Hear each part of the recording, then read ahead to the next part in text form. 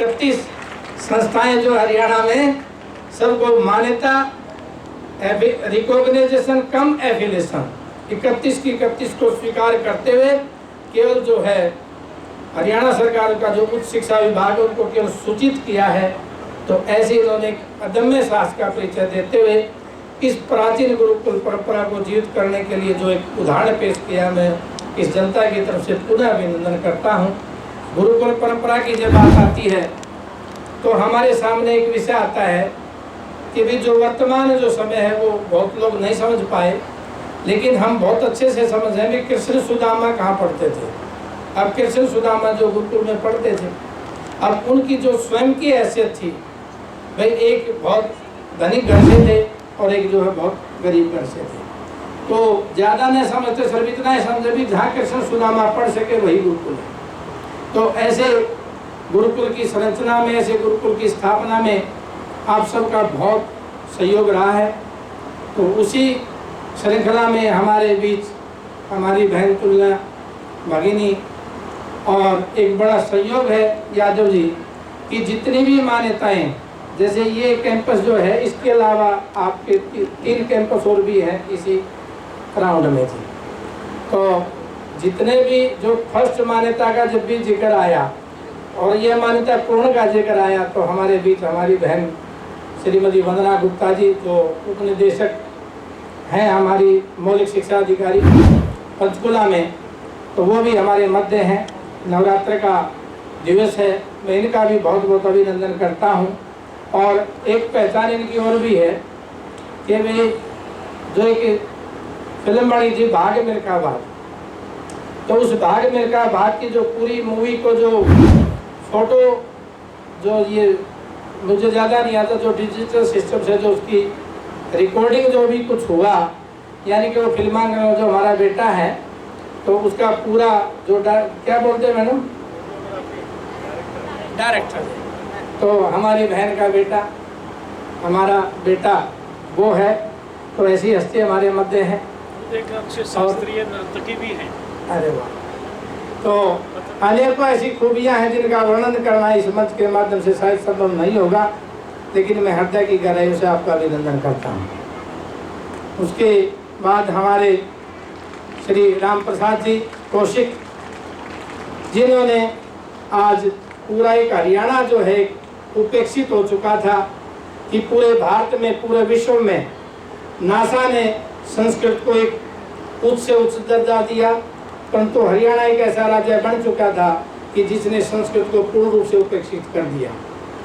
लेकिन उस उपेक्षा को समाप्त करते हुए जितनी भी जो समस्या थी, जितने भी जो विघ्न बाधाएं थी, उनको दूर करते हुए पिछले लगभग 10 वर्षों से जो राज्य प्रधान के नाते अनेक कठिनाइयां सहन करके जो है उनको दूर किया है। लगभग मेरी सारी बाधाएं जो दूर कर चुके हैं। ऐसे श्री राम प्रसाद कौशिक जी भी आज हमारे मध्य हैं। उनका जो सानिध्य इस उत्सव को रहेगा, मैं बहुत इनका भी राम प्रसाद कौशिक जी का अभिनंदन करता हूँ। मैं हमारे मध्य हमारी संस्कृत की व्याख्याता वो भी हमारे मध्य आई हैं, मैं उनका भी अभिनंदन करता हूँ। और इन दोनों के बीच में जो मेरे घर को संभालती हैं हमारी श्रीमती डॉक्टर कांता शर्मा, उनका भी अभिनंदन करता हूँ। और मेरी पुत्रवधू भी जो है सामने है, बेटी जो है, उसका भी मैं अभिनंदन करता हूँ। और श्री राजेश गोस्वामी जी वो भी आए हैं, और हमारे अमित जी, मोहित कांसल जी और श्री रामनिवास जी, आचार्य सूर्यदेव जी, अनेक ये मलिक साहब भी, ये भी हमारे बीच में आए हैं, मैं इनका भी अभिनंदन करता हूँ। और प्रदीप जी और जो है हमारे ढांडा साहब, सतीश जी, टाइगर साहब, वो भी यहाँ आए हैं, तो उनको भी मैं अभिनंदन करता हूँ। और इस पूरी गुरुकुल की जो स्थापना के जो है हमारे जो आधार बिंदु हैं, वो श्री विजय बंसल जी, वो भी आज जो है इस समारोह में शामिल हैं। आप वेद प्रकाश जी के जो पास में बैठे हैं श्री विजय बंसल जी, बहुत व्यस्त समय में से अपना समय निकाल करके इस गुरुकुल के लिए, विनय बाल मंदिर के लिए जो हमेशा मतलब या तो ऐसा लगता है कि मैं ज़्यादा सोचता हूँ या मेरे से ज़्यादा सोचते हैं। तो इस प्रकार एक दोनों का जो हमारा संगम है यादव साहब, तो हम दोनों जो है इस विनय बाल मंदिर की एक स्थापना और इसका एक उद्देश्य और इसका एक भविष्य, हम इसके लिए हमेशा चिंतित रहते हैं। और बड़े सहयोग की बात है, ये मलिक साहब को पता है कि लगभग आज से 2007-8 की बात है, तो ये जो 3 एकड़ ज़मीन जो है मैंने लगभग 18 लाख रुपए दे करके जो है इस ज़मीन को मैंने रिलीज करवाया था, 2007 की बात है। तो जब मैं आया तो सबसे पहले कुछ सज्जन थे, बोले जी इस गांव में जो है उस रूप में मंदिर नहीं है जो सार्वजनिक मंदिर हो, तो सबसे पहले इस भूमि पे मैंने कहा कि शर्त देकर मंदिर हम उससे बनाएंगे, लेकिन मुझे कुछ ज़मीन गाँव की भी चाहिए। तो इसमें से कुछ भाग काटते हुए कुछ भाग ग्राम पंचायत का लेते हुए सबसे पहले बद्रीनाथ का जो मंदिर है हमारे इसी के हम नीचे हैं, तो सबसे पहले मंदिर बद्री केदार का बनाया।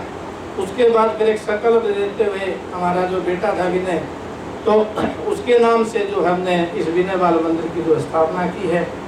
और बाकी जो हरियाणा विद्यालय शिक्षा बोर्ड ने, माननीय मुख्यमंत्री जी ने जो कृपा करते हुए, मतलब कृपा ही कहूँगा कि कृपा करते हुए कि बहुत कम साधनों के बाद भी, मतलब इनके पास बहुत कम साधनों के बाद भी इनको एक बहुत बड़ा जो दर्जा है, रामदास जी आपको तो पता रहेगा कि वे एक ऐसा दर्जा बिल्कुल प्रत्यक्ष।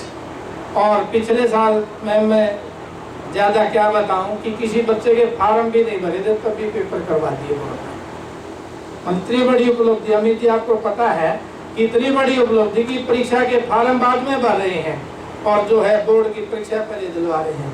तो मैं बहुत बहुत गदगद हूँ आपके इस स्वाभिमान के लिए। ये आपका स्वाभिमान है जी शिक्षा बोर्ड का, कि जिन्होंने एक अभिमान के साथ अपनी संस्कृति को जीवित रखने के लिए जो बहुत बड़ा पुण्य कार्य किया है, मैं उसके लिए बहुत बहुत अभिनंदन करता हूँ। हमारे प्रधान जी ने कहा कि आपने बहुत शीघ्र इस कार्यक्रम को कर लिया, तो मैंने जो शीघ्रता के जो पीछे जो एक लॉजिक था कि 2079 का जो हमारा साल है, विक्रमी संवत तो आज ही आएगा, हम किसी के पास भी जाएंगे तो उसमें कोई समय दे पाए ना दे पाए, तो उन बातों को हमने ध्यान में रखते हुए आज का जो ये दिन जो चुना है, क्योंकि हमने जो 10 कमरों का एक ब्लॉक और इसके अंदर बनाना है, तो उसके लिए हमारी एक आवश्यकता भी है और ज़रूरत भी है। तो उसका भी आज हम भूमि पूजन और शिला पूजन आप सबके मध्य करेंगे। मैं चाहूँगा कि माननीय श्री वेद प्रकाश जी, विजय बंसल जी, श्री राम प्रसाद जी हमारे मध्य जो है मंच पर आएँ और उत्तरीय नाम पगड़ी से, तो पगड़ी मान करके हम जो आपका अभिनंदन करना चाहेंगे।